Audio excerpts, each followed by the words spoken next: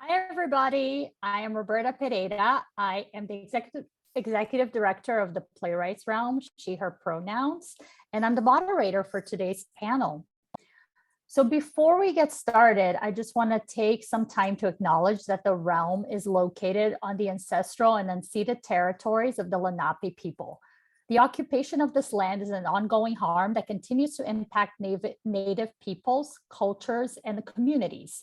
In addition to the land that we are physically occupying, the technology and equipment we're using consume resources that are based in other physical lands. We invite you all to research the native tribes of the land you occupy, and we are sharing a link in the chat that provides an easy way to start learning about this. We are committed to continuing to take meaningful steps forward and hope you will join us in this work. So before I ask our panelists to join us, I just want to remind everybody that we will have some time for Q&A. So you can use the Q&A button and put your questions in there, and you can upvote any questions that you're also interested in. We also have the event program is linked in the chat, and we're going to keep our chat open for this event. So if you have any comments about what is being said, if you want to uplift something, please don't hesitate to put it on the chat. So now I would love to invite our panelists to turn on their cameras and join us.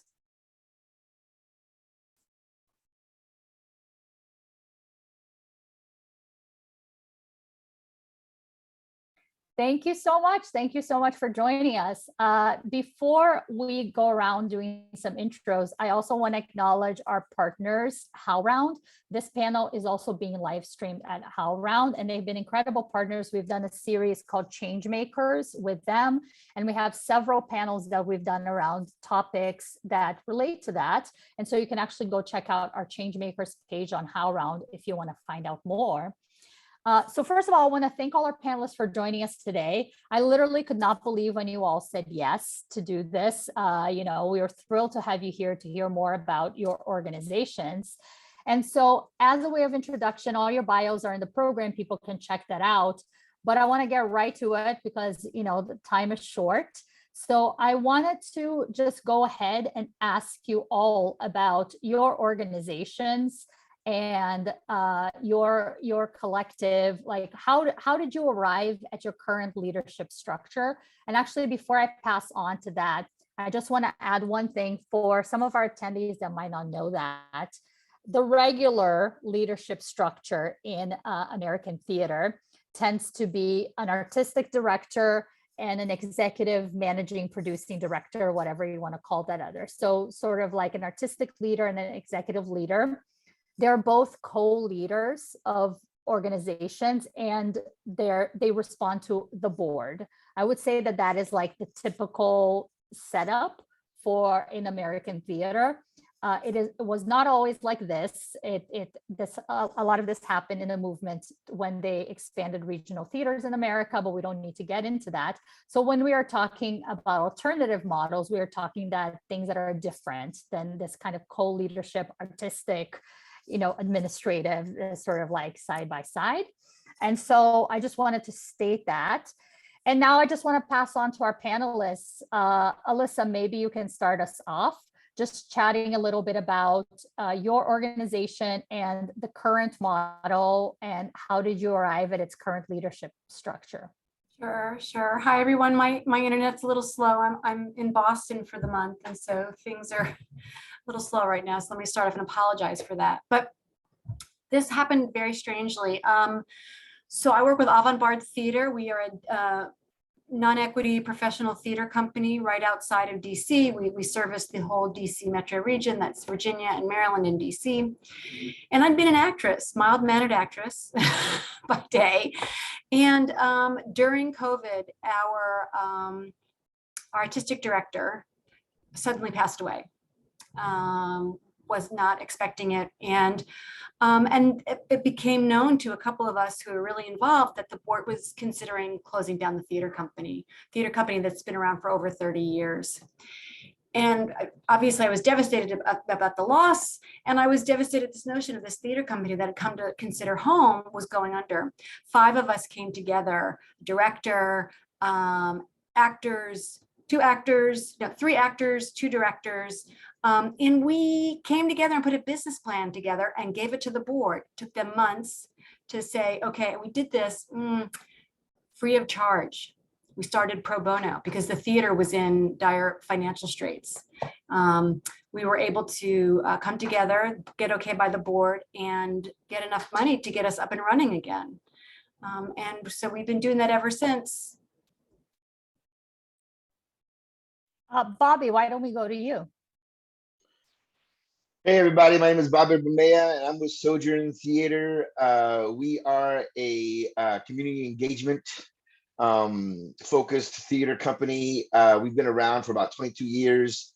For the vast majority of that time, Michael Rode was our artistic director, and it was, the company was kind of his vision, and we were always like kind of ensemble based, but not really. He was always just kind of like the main guy.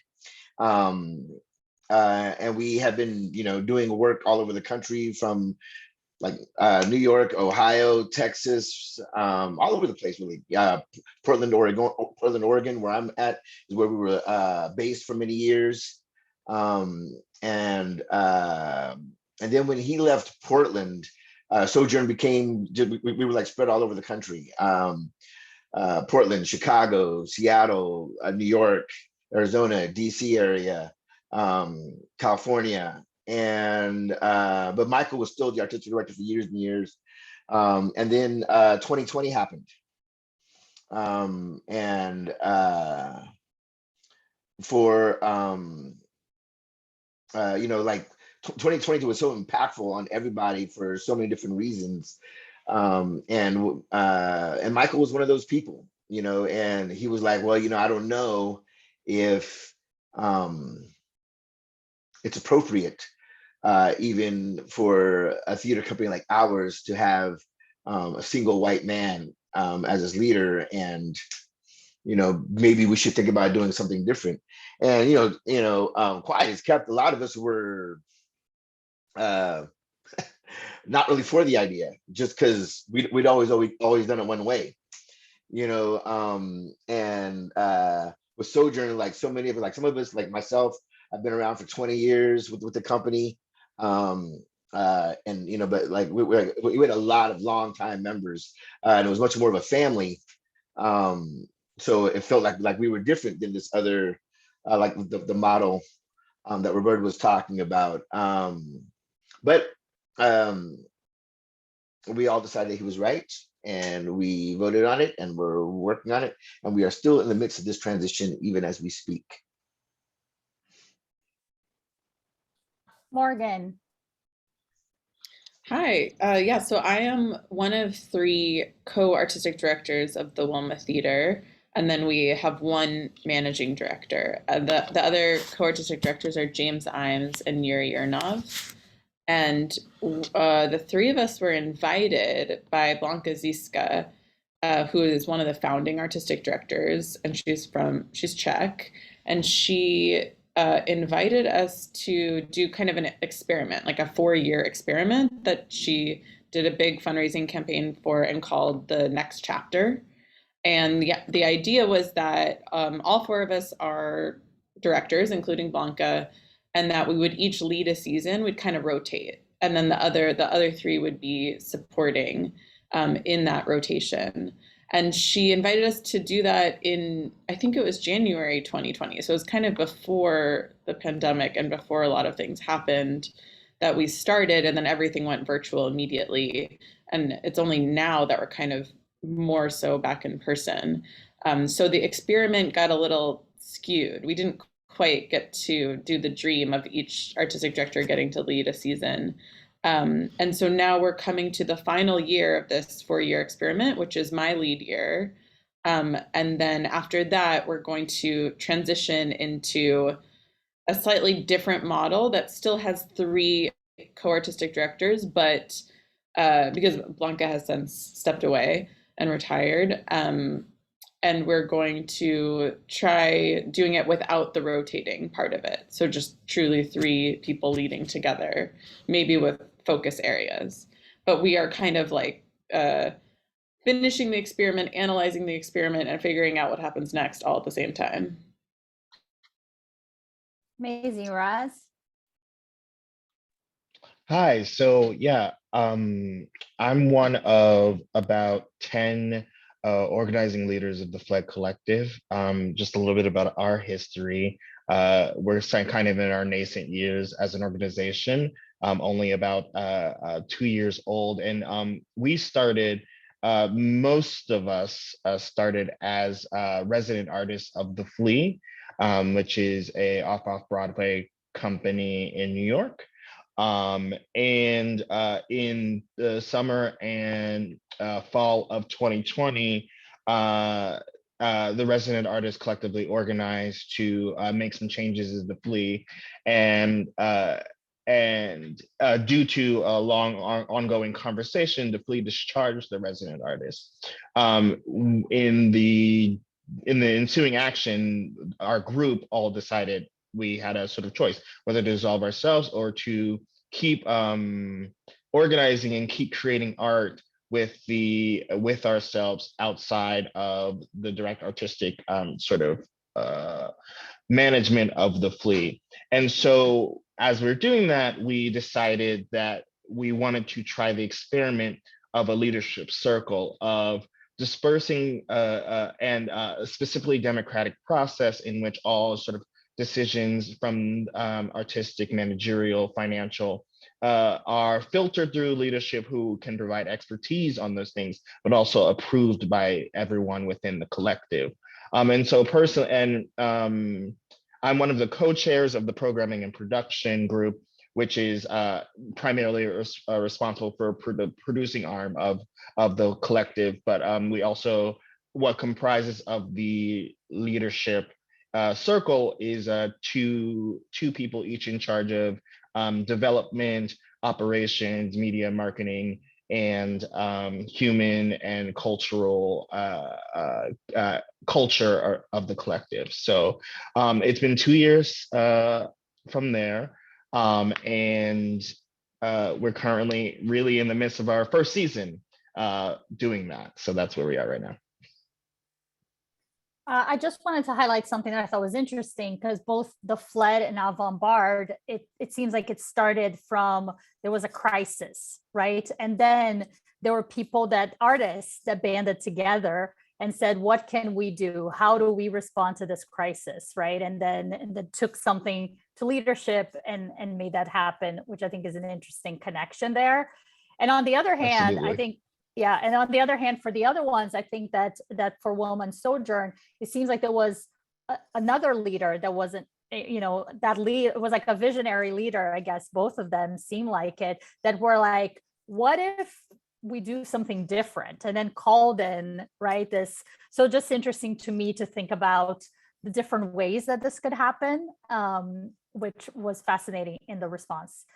I just want to talk a little bit more about, so I want to talk about the benefits. Like, what are the things that you all have found? And I will not call on people, you can just answer when you feel inspired, of the structure. What are things that you said, wow, like I didn't know it could be this great. Like this is something that I, haven't experienced before. And obviously, going back to something that Morgan said, all of these are still experiments, like things are happening as we speak, right? So we understand that things are always changing, but I'm just curious to see what are the pluses that you found so far. I mean, I'm happy to, I'm sorry, Morgan, and you can hear my dog in the background letting me know that she wants something. I'm going to ignore her. For us, I feel like the good parts have been, well, for learning how to produce, which uphill, I had no idea, gives me definitely for all of us a moment of grace for producers everywhere. Especially coming from, the actor, but I feel like it gives us opportunities to do the other work that we love and not feel like it's all on us to do one thing. We have a consensus model. We try to be thoughtful about how we come to decisions, but it definitely gives us an opportunity to do other things that are important to us and the others step in. So for those of us who want to continue working and doing other things, not just with this theater company, but in other ways, it allows us to do that.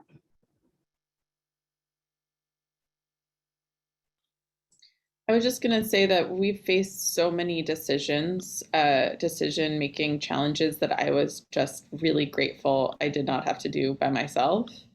And you can count on the wisdom of multiple people coming together. And sure, it takes a lot longer because you have to talk about everything, but it's a real comfort to feel confident about making the right choices together, to just have each other to lean on.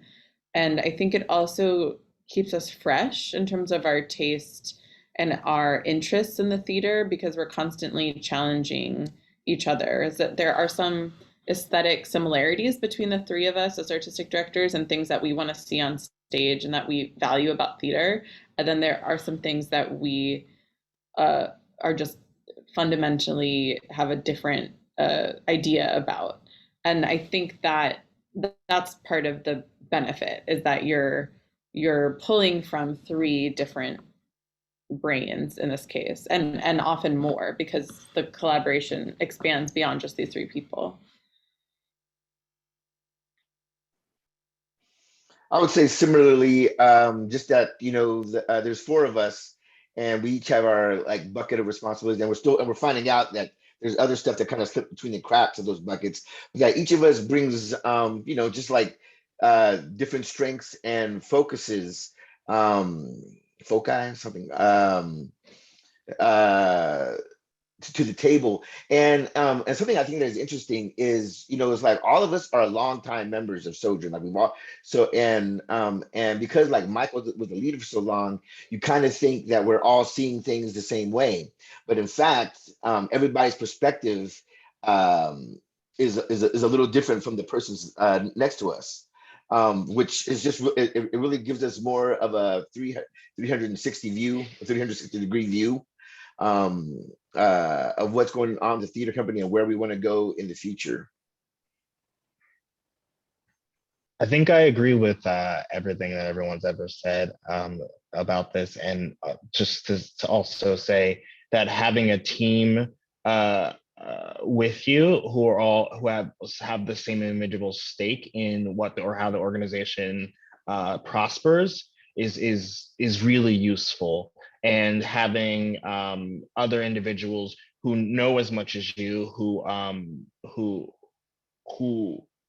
know what needs to be done, and you can talk about it and have a discussion is really, really fruitful. And I think in the way that it trickles down is that, you know, we the 10 of us are making this sort of hour situations, but having a larger collective who we know has a voice in it, it's also a very welcoming sort of thing, because it's very vastly different from my experiences working in other more traditional institutions, where you might not have always a direct voice to the decision makers. And so that's really exciting. Yes, I thought it was interesting that it felt like there was a common thread about this idea of togetherness and the collective, and sort of like having many voices and also learning from your peers, right? What Bobby said is like, even though they had been together for a long time, it doesn't mean that they all thought the same. And you could be like, oh, I never thought about it like that, which was interesting. So now I want to ask the flip side of this question. What are the things that have been challenges that you found so far? And we mentioned some already, and like Morgan was mentioning how they already had to change a little bit the way that they've been doing things or they've been learning. But what are things that have been challenging and have been bumps on the road? Just I mean, the same thing, right? Like trying to come to decisions together can prove really, really difficult. I mean, I don't think that's a shock to anyone, but coming to consensus when people feel really, really strongly about things, and the conversations over that. And sometimes I feel like, you know, I think all of us would feel like we want the theater to move ahead. You know, when 5 of us came in together during the pandemic, during, you know, Black Lives Matter, and how do we and me too. So all of a sudden we're thrown into this, and we're also trying to take into consideration all these other things that are so important, and rearrange, write new things, write new, not change the mission so much as, looking at contracts. What do our contracts say? What is our conflict resolution path? How do we make sure that every artist has one of those and that we feel like we're protecting them? It was just mind numbing. And so the amount of work to get done, when really you should be meeting in a retreat for a couple of weeks to sort of make sure that you're all on the same page about stuff, but you're like, I can't do that. I got to run a theater. So that's been really daunting. Alyssa, you said something that I just want to talk about is the responsiveness aspect. And that's something that I found that's been difficult, is that when you have one or two people, for specifically, we had an issue, after the Supreme Court sort of decision came out, some of us in the leadership wanted to do something about it, to create art. And and when you have one person who can sort of divert the funds of the company or the collective, then it's easy. But having to go to other people and make sure that they've done their due diligence, it makes the responsiveness much more than a much longer and arduous process. And so that's an unfortunate thing, that we're still figuring out how to build in systems so that when things happen in the world that we as artists want to respond to and be a part of, that we can have a system in that helps speed up our the way that we sort of allocate funds and allocate manpower, without also betraying the whole reason why we have this leadership circle in the first place. Yeah, one of the things that Alyssa mentioned, and actually I would say like everything about the leadership body, a lot of times the things that make it, the things that are the strengths, the things that are the benefits, a lot of times are also the things that become the obstacles, like making the decisions among the four different people. And a lot of times sometimes the decision will be like, is this a decision that the four of us can make on our own, or do we need to bring the rest of the company in on this decision as well? So it might even spread out from us, and then it's like trying to turn a battleship around in the harbor. But something else that Alyssa mentioned was everybody like being there for everybody being there, while so that you could pursue other outside interests. And I would say one of the obstacles has been that a lot of us, and some of the issues for Sojourn are similar to Sojourn, in that, like I said, we are spread all over the country. Portland, Seattle, Montana, Ohio, Maryland, and that in itself is just an obstacle to be overcome. And then both to make a living and to take care of yourself artistically, and also because how do you want to make your impact in the rest of the world? Like we all have a lot of other stuff going on, and figuring out how to navigate that time between the time that we're putting to our other projects and that time that we're putting into Sojourn, and then getting it to scheduling a meeting between the leadership body is really hard, because the four of us all have wildly different schedules, and God, I remember I used to complain about Zoom, and it's just like, it's the only thing that would make it possible, first of all. But I mean, just sometimes our schedules are wildly different, and there are times when I can be like Sojourn, and then there are other times when I'm in repertory with two other shows outside of the company, and I don't memorize lines as well as I used to, so that can be tough sometimes, just navigating priorities, I guess. The leadership group at the Wilma meets once a week, so that's good. We just have it on the calendar, although sometimes we have to cancel it. But sometimes there'll be an agenda item that comes back and comes back and comes back, and we'll discuss it, you know, maybe 3 or 4 times before we feel confident in making the next step. So it just really does take a lot more time. And then I think that we each maybe have different ideas of what issues are urgent or not.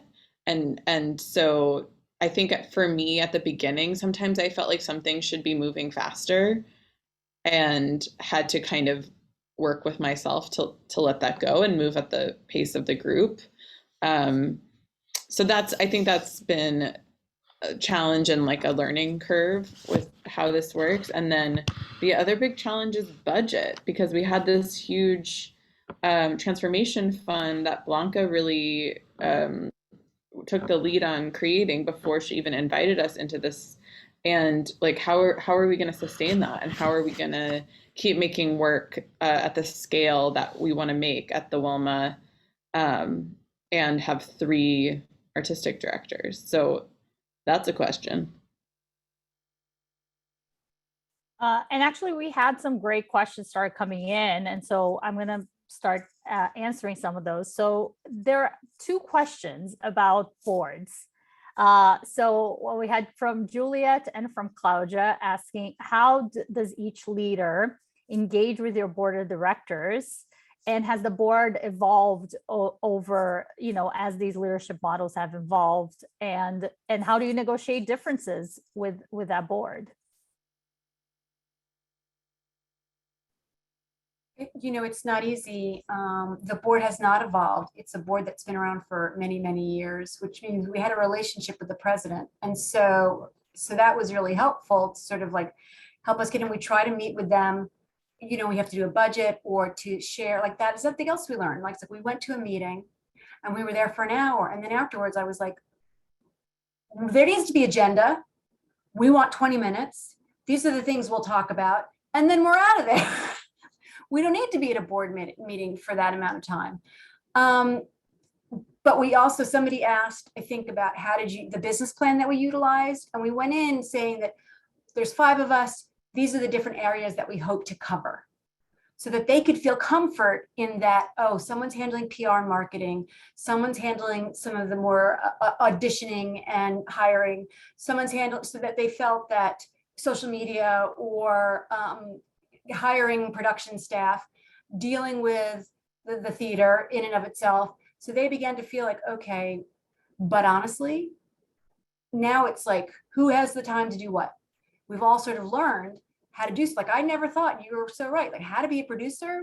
Whoa. But I have to say this, it can be incredibly rewarding when everybody, you hire good folk who don't need you and you move forward, and it's the most rewarding, wonderful thing in the world. And then other times it's really, really hard. It's really difficult.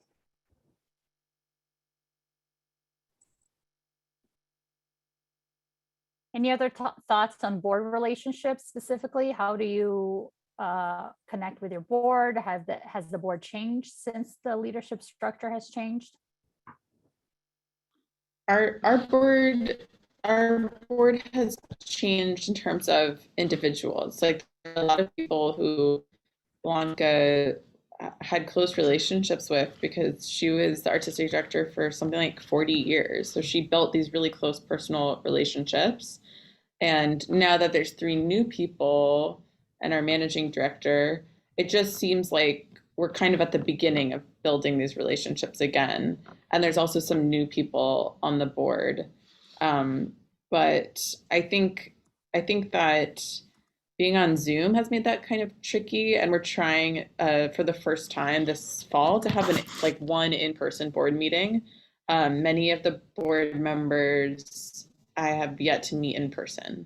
So that's been a challenge. But I think at the moment, it does feel like the board is on the same team as the artistic leadership, and we all have the same vision in mind for what we're trying to do, and they are supportive. So that seems like the right idea.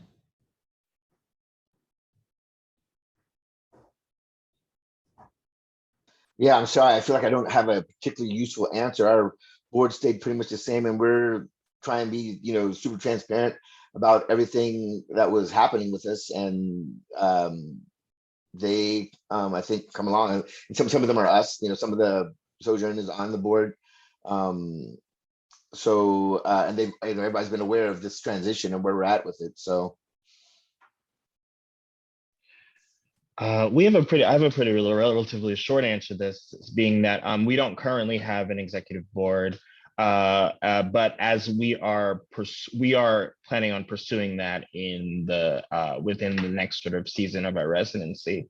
And what we have found is, the one thing I can offer, what we found is that there are a lot of people who will join, who are prospective, who can join boards, who, the sort of usual suspects, are pretty hesitant to sort of come on board for many reasons, but also because of a new sort of leadership model. So that is, the task of explaining that to these folks, explaining how they can be successful, and how is something that we're actively dealing with as I speak. Oh, that's very interesting. That could be a thing that people aren't used to. So there was another very interesting question too that we touched upon, but I would love to see if there's more about the economic models that the different companies and collectives use. So, connected to that, this is a question that I have too, is, so first of all, has the question is actually about the leadership models. Has this extended into also experimenting a little bit with the traditional economic models of theater and how that works? But I also have a question about literally like how that works, right? Because and Morgan, you touched on this, right? So like suddenly you had one leader, right? So like that person had X salary. Usually the executive artistic leaders usually have the highest salary in the companies, or one of the highest salary in the companies. And suddenly you're hiring a bunch of people to do this work. So like, how do you do this and still consider pay equity, for example? Bobby, you also mentioned the fact that like a lot of your company members and collective members want to balance other work, right? So like people are directing. So like, how do you balance that if somebody is working more in the theater and somebody's doing less? And like, how does that all work? Like, how does the math work, the numbers work? Anything that you can share about that, I think will be very helpful.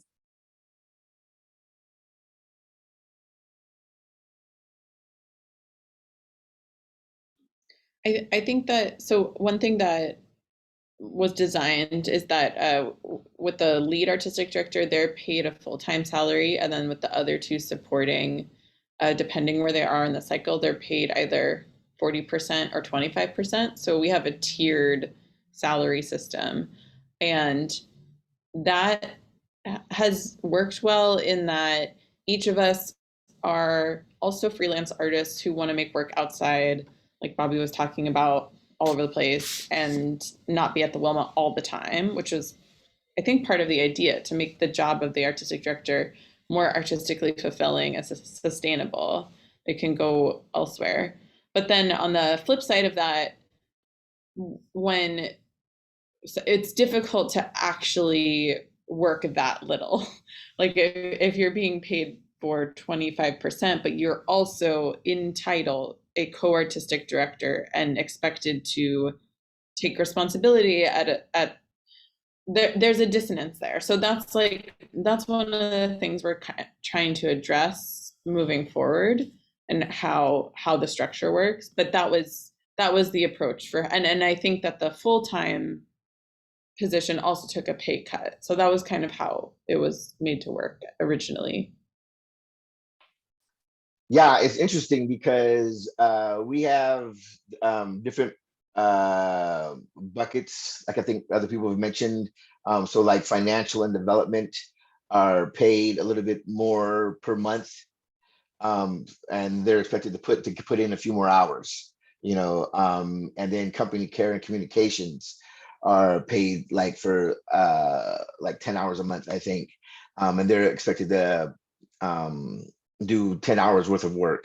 And then when we had like we just had a residency at a university, a workshop rather, and everybody who participates in that, they get paid for that gig. And and you know, and it's interesting. You know, I feel like theater industry wide, I felt like the pandemic was a great opportunity to like rethink the business model of theater, which doesn't feel entirely sustainable. But you know, in that time we didn't, you know, and when we came back, you know, we are still looking for donors and writing grants to make the theater happen, you know.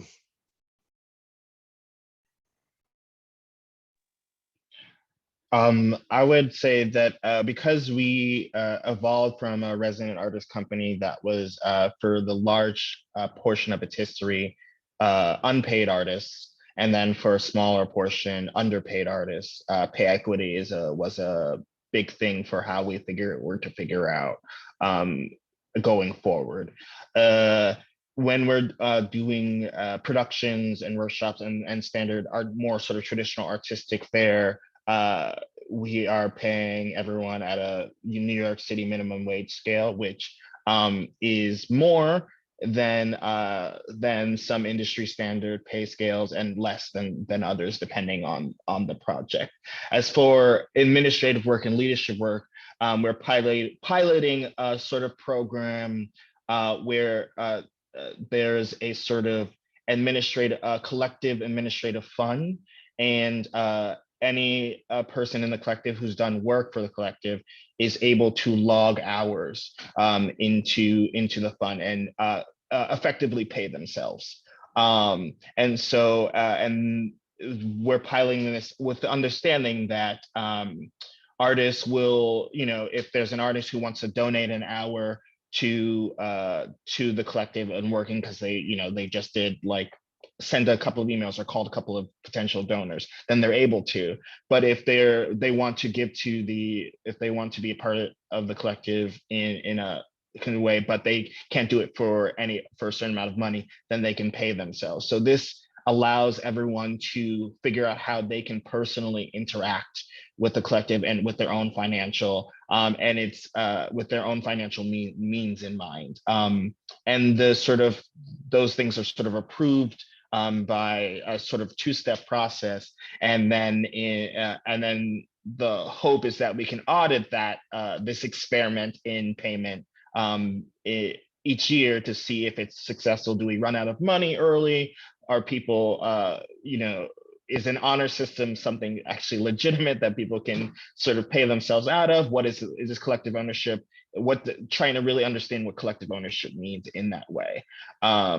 So that's kind of how we're figuring out the finances. But once again, never going below New York City minimum wage. And our hope is to bring that to New York City surviving wage, which is a little bit more. Raz, just a clarifying question this is very interesting, this project you're doing, the leadership, and I'm excited to hear, how it turns out. Yeah. Is that also paid in the same rate? Is that also paid in the New York rate per hour? Yes, it's paid at minimum wage. So yeah. So you can log whatever hours for 15 an hour. But also the same, like you're paying the leadership and the artist, for example, the same rate right now. Yeah, with for now keeping it all flat and transparent. Okay.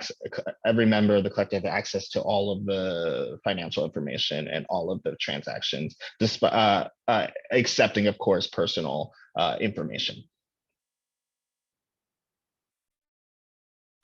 Any other comments about that, finances, and all of that? We had a flurry of questions come in, so I'll turn over to those. So there's an interesting question about season planning and how that happens and how the organization arrives at programming.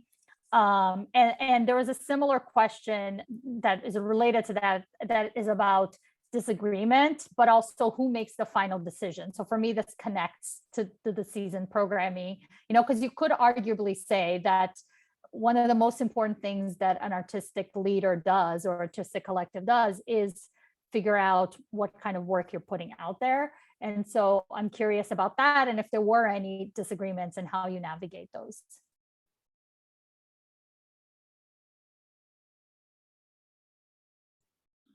Go ahead, Morgan. Sorry. We had some, well, because there's the lead artistic director that helps clarify who makes the final call on a decision, but we really didn't move forward with the selection of plays or artists without everybody agreeing. There were moments where certain people were more excited about something than others. Or, for example, we have this acting company, the Hot House Acting Company.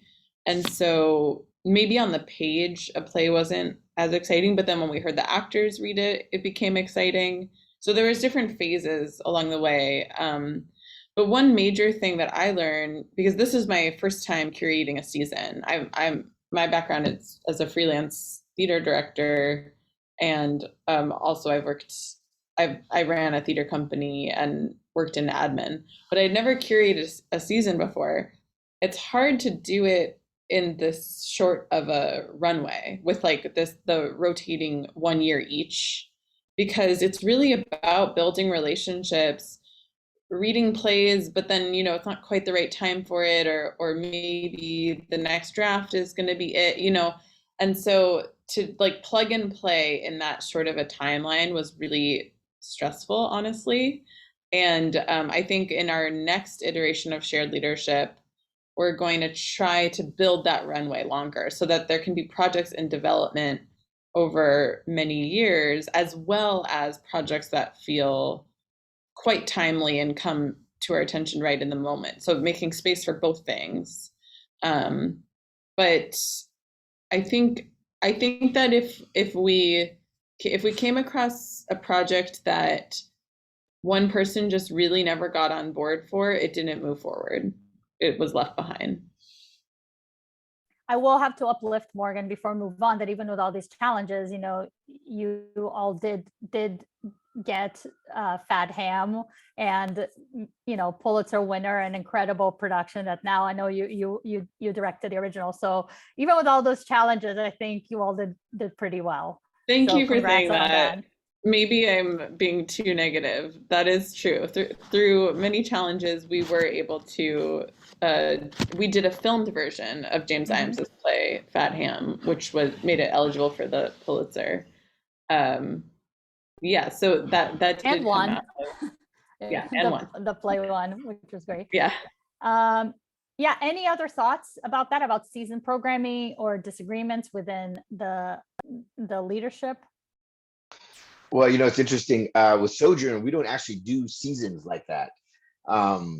Like we don't plan like, okay, we're gonna do these 4 shows, you know, mainly because most of what we do is devised, and we have created it around a subject or an issue that has come up within the community, and our job is to go in and help that community engage in this complex and maybe difficult conversation. And so like what we have right now is we have like a catalog of Sojourn shows that have been built in this way that we can take to various cities. But somebody earlier mentioned the word scale, you know, and because of the pandemic, because of inflation, we have had to think about the scale of some of these projects and how much they are like a traveling show, and how much we are a theater company, like and where this show can be much more flexible, and you know, and how many of these bells and whistles does it actually need to communicate what we needed to communicate, and then we, you know, find people who want to do it. You know, I think Bobby brings up a really good point too. You know, I don't think, not that it's not a fair question because of COVID, right? Like, so we're doing plays a lot of the time that we did plays when we were finally back out, plays that had been canceled, that had been closed, that we felt we had a commitment to doing before, right? And we wanted to make sure that we were able to do that. So we were able to do 2 the first season we were back. We were doing another one. But also when we were thinking about casts, we were thinking about very small casts because of COVID, because we wanted to make sure that for safety reasons, we didn't, you know, we also had to have smaller audiences. So these are the sort of things, not just the artistic element and fitting in with our mission, but COVID really threw us for a loop in what we could and could not do, and to be thoughtful about season planning. And also, and so that might change in the future, but also in regard to funding institutions, to these, how the response, they have been incredible. Like, they really are excited about it. And the other thing I was going to say in regards to, we actually put in the budget, our budget, we went to the board for a consultant to help us be the best that we can be as a leadership model, because it is so hard sometimes. We are grown-ups, we want to be respectful of each other, and yet it's still very difficult sometimes to come to consensus. And we were like, you know what, we need somebody for the long haul to help us to do that. And I really feel strongly about putting something in your budget to get a consultant to come in and help for those folks who are having an issue and want to make it, to do the best that they can do. Most of our projects come from within the larger body of the collective, but the thing that kind of really helps guide us when, you know, when we're 10 different people who can have 10 different opinions on things, is the pillars on which we started the collective on, and that being artistic development, innovative theatrical production, and community injustice. And so anytime a project comes forward, it's like, does this fulfill all three of those pillars, and in what ways? And that oftentimes, more often than not, helps guide us. And we have another audience question too that Alyssa touched on, and it was about funding institutions. So how do the funding institutions receive that? Morgan, you also talked a little bit about the fund that was put in place before the model, but how was that conversation with your funders, and what happened there? I mean, I feel like it's, you know, it's arts funding and everything, and I feel like they are aware of the zeitgeist and of the moment. And right now, if you have been around for a while and shown some sustainability, they appreciate the opportunity to take part in this sea change that is happening. Has been my experience so far.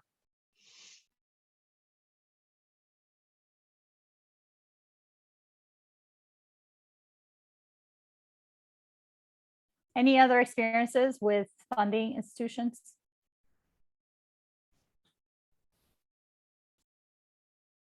Okay. I'll say go. I'll say that funding for us is hard. I think on the opposite side of what Bobby is saying is that no matter what your model is, whether it's traditional or non-traditional, newness is scary to funders. And when you only have 1 or 2 years of work under your belt, and that's the biggest thing that we felt so far in like bringing ourselves forward to the money people, is trying to leverage what we've done against our newness, which makes people nervous. Yeah, I think at the Wilma, we do have institutional funding, but it's more for specific projects or programs and not so much for the shared leadership model, at least not yet. Then the other major piece of the puzzle is that for the past 2 years, we've received quite a lot of federal funding, like for shuttered venues and COVID-related, pandemic-related funding, which has stopped. So I think we're one of many theaters that have been affected by that. There's this chunk of money missing. And there was also a question about how the staff received the new model. So we haven't talked as much about the rest of the staff. So how was that? How did that work?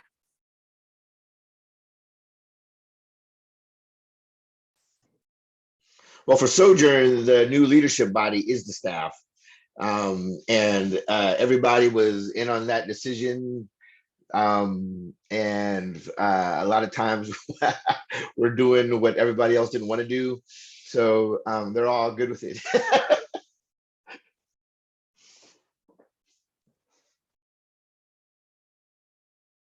I think it was a bit challenging for some of the staff because it took the new leadership team some time to kind of like find our rhythm and be able to articulate a shared vision. We planned to go on a retreat after we started, and then the pandemic happened and we never went on a retreat. So there was like, there were some sticky starting moments, and I think we're in a better place now and have more clarity and better transparency and communication about how decisions are getting made. And there's notes that go out to the entire staff after each leadership meeting. The acting company, the Hothouse Acting Company, has also taken on a shared leadership model. So they have a rotating group of leaders. But shared leadership has not yet trickled down to the rest of the organization. So we still have a structure where there's a department head, and then there are junior staff reporting to the department head. So that's just kind of like an interesting imbalance. It's been described as top heavy, but it's something that we're looking at, the organizational structure. I think we have time for one final question. So Carrie is saying that they're happy that all the panelists are still pursuing the art. And so basically, and we've touched on this too, I think Bobby, you mentioned this in one of your answers. How do you balance those priorities? So how do you continue to direct, act, write, create, either in your organization or collective or outside of it, and be involved, as a co-artistic director or whatever the different title is? So how does that work? How do you make that all work? Well, for us, we take turns, and whoever is in something or directing something, or then the rest of us fill in for them. So it's because we know that if we fill in for them, others will fill in for us. I mean, that's just part of our gig that we do that. So we also, when we're doing a show, one of the producing partners becomes the person that the staff need to talk to. It's too confusing. It's very fragmented if they had to go to 4 different leaders. So we'll say like, hey, I want to handle this show. I'm happy to be the point person for Julius Caesar. Let me be the person that handles that particular one. And people can come to me for any issues. Doesn't mean we don't have our 2-hour, as Bobby was saying, online meetings where we're discussing everything. But because it's not fair to them to have, it's to have 4 bosses sounds ridiculous. It's really hard. That's what I was gonna say. You know what, Carrie? It's hard. It's hard. Yeah. And I think we're still learning how to navigate. It was like somebody earlier asked about, have you ever had disagreements? I would say it's over that.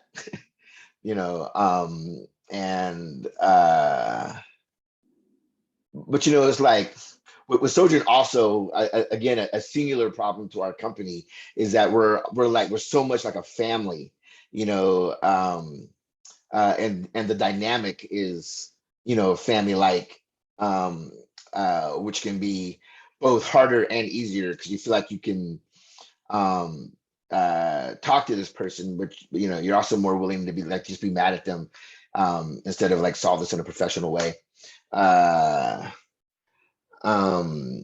But I think, kind of like what Alyssa was saying, you just take turns and you try and be there when the other person needs you.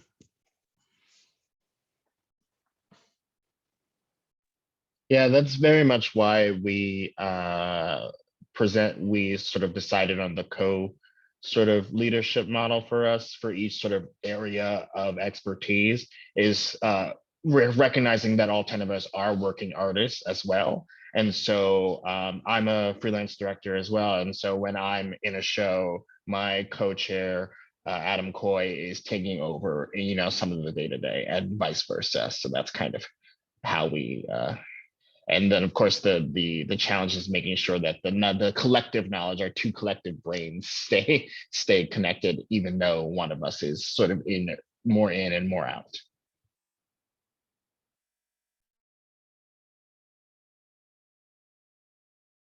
Anything else to add? Final words? I just wanted to really thank our panelists. This is for also approaching this with such openness and being really transparent. Talking about some difficult things like, dealing with family, basically, finances, board, all of those things. Like, it's very complicated, but I think it is an exciting time where we are, we have an opportunity here to reinvent some models, as we mentioned before, that maybe were not working out very well. So I think that conversations like this really help, and learning from people that are doing it. And I can't wait, like in a year or so, to have another panel with all of you and hear how it's going and hear everything that has happened, because I think that'll be very exciting. But I want to thank all the panelists. I want to thank all our attendees, everybody at HowlRound. Thank you so much for joining us. And this is actually our final community event program for the season for the Realm. So thank you for people that came to several of them. If you go to our YouTube page or the HowlRound Changemakers page, we actually have a lot of the different panels that we've done around issues of anti-racism, of new models in theater. So I encourage everybody to check those out. This video is going to be there as well. So if you know anybody that missed it, please send them the link. And just thank you all for your time, and I really appreciate it. Bye-bye.